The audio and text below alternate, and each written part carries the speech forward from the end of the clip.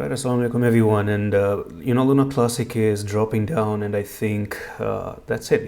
This is the journey, the official journey to probably come down to, I would say actually 6,800, because it does look like that for a while now. So I'm just going to add that 6,700 line, because this is your official support if you're not going to be holding 9,405. You do have a little bit of support going on in here as well. So yes, I may actually entertain this being as your next support, which is down at 9,320, and you may lose it. I think you're going to be losing that.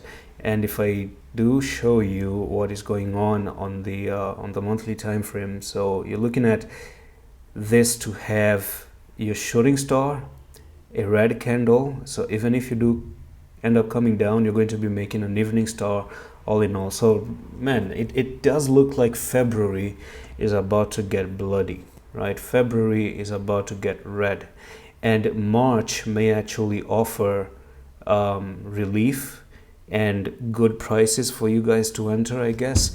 And then from there we're going to see what April does. I think the whole crypto is going to change from April onwards, because in April you do have Bitcoin halving as well. So look at the higher time frames, they don't really look too good. If I show you the EMA, you crossed the 10 once here, but it does look like we're going to lose the 10.